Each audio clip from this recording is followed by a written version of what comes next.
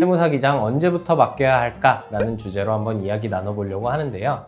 여러분들이 사업을 시작하면 주변에서 이런 말 꼭 한 번씩 듣습니다. 세무사는 빨리 알아두는 게 좋아. 혹은 기장은 처음부터 맡기는 게 편해. 그런데 대부분 여기서 고민합니다. 정말 처음부터 매달 기장료를 내면서 관리받아야 할까? 사실 모든 사업자가 처음부터 세무사 기장을 맡겨야 하는 것은 아닙니다. 다만 언제부터 맡기느냐에 따라 세무 관리 비용도 달라지고 결과도 달라질 수 있는 구간은 분명히 있습니다.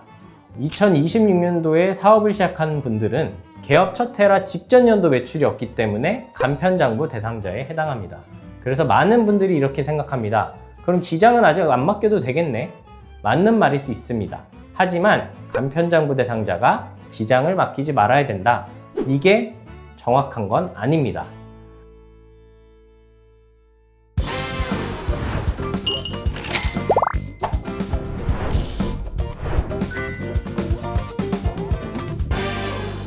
본인이 간편장부 대상자일 경우 세무 서비스를 어떻게 이용해야 되는지 선택지를 비교해 보면서 설명을 한번 해보도록 하겠습니다.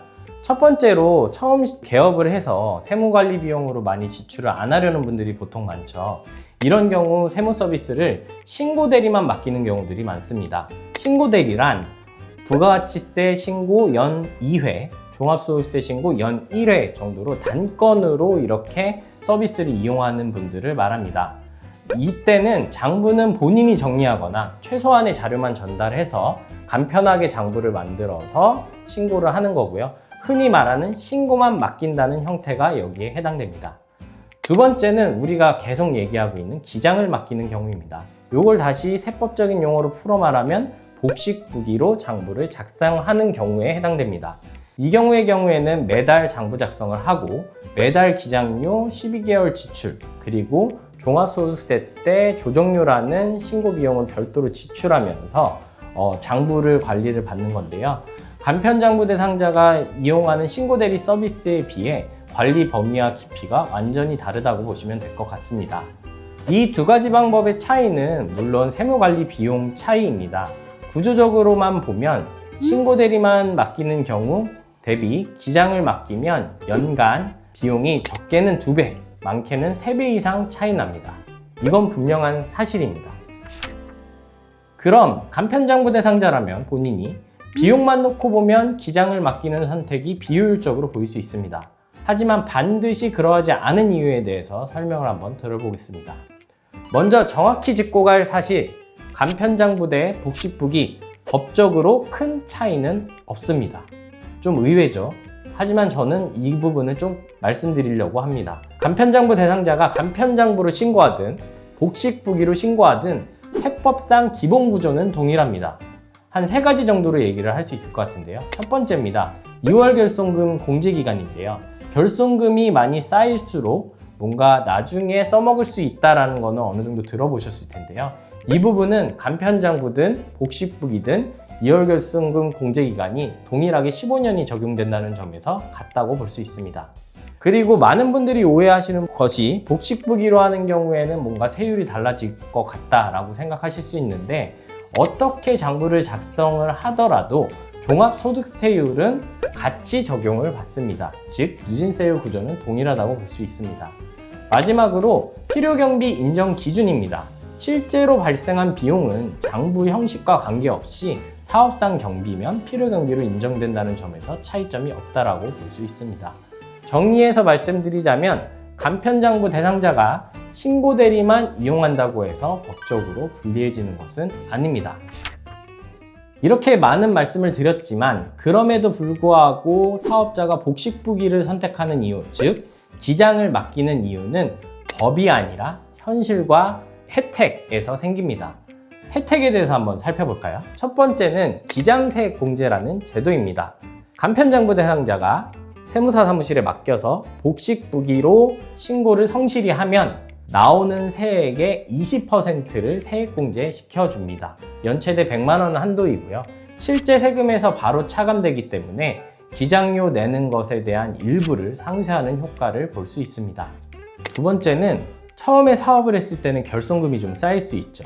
아까 말씀드렸다시피 간편장부든 복식부기든 2월 결손금 공제 기간은 같지만 연도별 손익 정리라든지 적자 발생 시에 장부 상황에 따른 입증 구조, 그리고 세 번째, 흑자 전환 시 이 부분을 활용할 수 있는 가능성 부분에서는 간편장부 대상자보다는 복식부기가 훨씬 연결성이 있기 때문에 안전적이라고 볼 수 있습니다.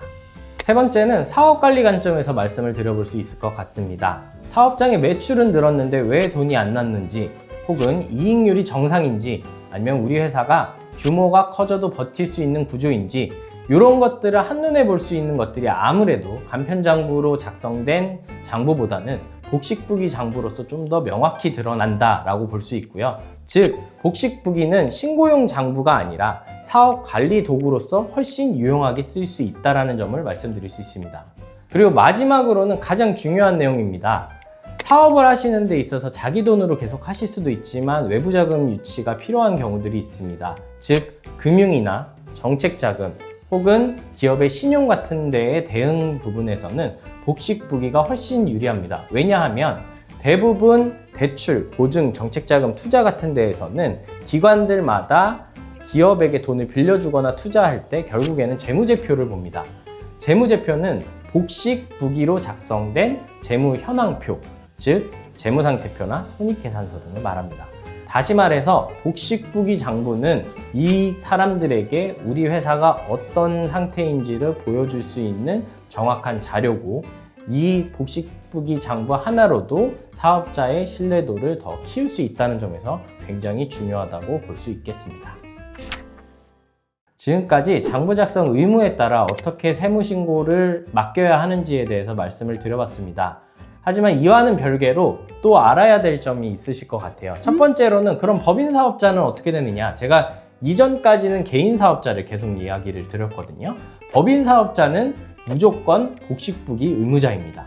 법인은 매출 규모와 관계없이 설립 첫 해부터 무조건 복식부기 의무자이기 때문에 보통은 법인 설립하고 통장 개설할 때부터 세무사 기장을 맡기는 게 보통이고요. 그렇기 때문에 세무관리 비용이 개인 사업자에 비해서 초반에 많이 든다는 점이 특징이라고 볼 수 있을 것 같습니다. 두 번째는 부가세와 관련된 내용인데요. 간이가세자에 관련된 오해를 정리하고자 합니다. 흔히들 간이가세자로 사업자를 내신 분들은 세금도 없고 세무대리 비용도 발생하지 않는다라고 생각을 합니다. 하지만 간이가세자의 혜택은 부가세에 있는 것이지 소득세에 있지는 않습니다. 간이가세자는 부가가치세 제도에 따른 사업자 분류이고, 장부 작성 의무는 그것과 연관없이 소득세법 기준입니다. 즉, 간이과세자라도 업종별 수익 금액 기준을 넘으면 복식부기 의무자에 해당할 수 있기 때문에 세무관리 서비스와 간이과세자가 반드시 연결되는 건 아니라는 점을 말씀드리겠습니다. 네, 오늘은 세무관리 서비스에 대해서 언제 기장을 맡기느냐, 기장 서비스는 언젠가는 이용해야 되는데 내가 지금 사업을 시작하는 입장에서 비용을 지출하면서 기장을 맡겨야 되느냐 고민을 하시는 분들께 조언을 드리고자 이 컨텐츠를 준비해봤습니다. 제 결론은 세무사 기정은 사실 싸게 하느냐 비싸게 하느냐의 문제가 아니라 내 사업 단계에 맞느냐의 문제가 더 중요하다고 생각을 합니다. 특히 이 영상을 시청하시는 분들 중에 2025년도에 사업을 시작했고 첫 해 매출이 잘 나오고 있다면 2026년도부터는 세무사에게 기장을 맡겨서 관리하는 단계로 넘어가는 게 맞다고 말씀드릴 수 있겠습니다. 저희 세무법인 신한은 다양한 업종과 규모의 사업자들을 다뤄보면서 수많은 기장 서비스 노하우와 데이터를 가지고 있습니다. 아마도 이 영상을 보시는 분들이 기장 서비스 가격이나 범위 등이 궁금하실 텐데요. 궁금하신 분들은 댓글이나 저희 유튜브 이메일로 기장 문의 남겨주시면 저희가 연락드려서 상담 도와드리도록 하겠습니다. 지금까지 세무법인 신한의 사적인 이야기 세신사 박준용 세무사였습니다. 오늘 컨텐츠도 유익하셨다면 좋아요와 구독 그리고 알림 설정까지 부탁드리도록 하겠습니다. 다음 시간에 뵙겠습니다. 감사합니다.